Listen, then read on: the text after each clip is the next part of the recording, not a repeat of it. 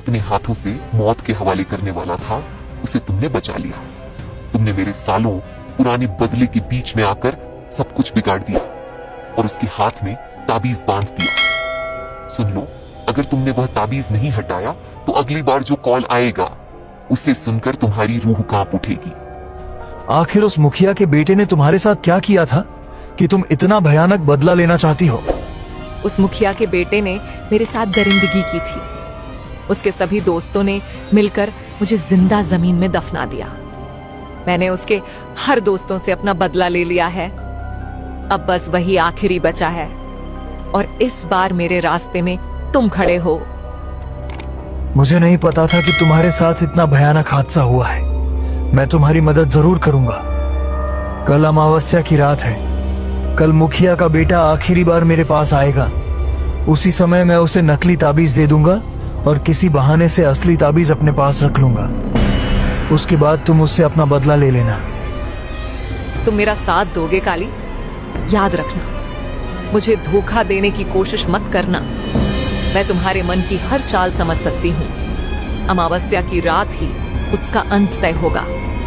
जैसे उसने मुझे अंधेरी मिट्टी में दफनाया था, वैसे ही मैं उसे उसके पापों के अंधेरे में धकेल दूंगी।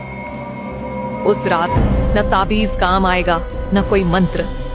सिर्फ मेरा इंतकाम पूरा होगा। इतना कहकर वह आत्मा धुएं की तरह हवा में घुल जाती है। कालिदास बिना रुके वहां से निकल पड़ता है। कई घंटों बाद वह अपने घर पहुंच जाता है।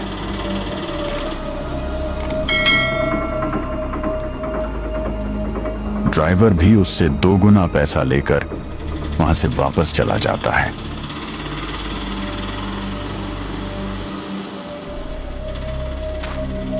कालिदास की पत्नी घर के दरवाजे पर खड़ी उसकी राह देख रही होती है।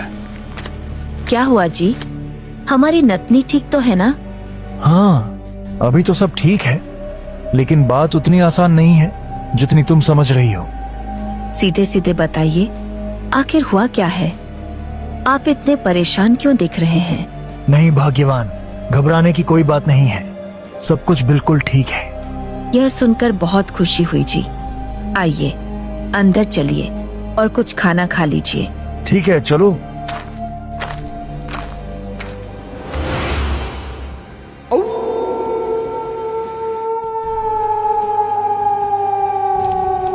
अगली अमावस्या की काली रात में कालिदास बाबा पूरी तरह से तैयार बैठा था। उसके सामने जमीन पर लाल रंग का घेरा बना हुआ था।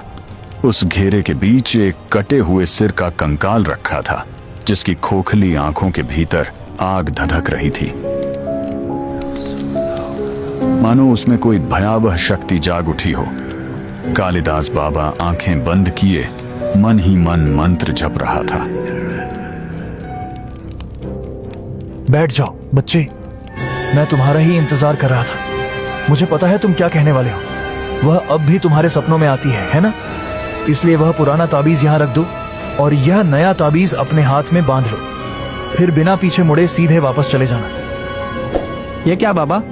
आपको तो सब कुछ पता है कि मेरे सपनों में कौन आया था। ठीक है बाबा, मैं यह ताबीज अपने हाथ में बांध लेता हूँ और बिना पीछे मुड़े यहाँ से चला जाता हूँ। इतना कहकर मुखिया का बेटा ताबीज अपने हाथ में बांध लेता है और बिना पीछे मुड़े वहां से निकल जाता है। जैसे ही मुखिया का बेटा उस ओझा के घर से दूर होता है, एक रोशनी उसके शरीर में प्रवेश कर जाती है। रोशनी के प्रवेश करते ही उसकी आंखें तुरंत लाल हो जाती हैं। क्रोधित आत्मा उसके शरीर की सभी हड्डियां तोड़ देती है और वह धराम से नीचे गिर जाता है। और वह आत्मा अपना मकसद पूरा करके वहां से चली जाती है।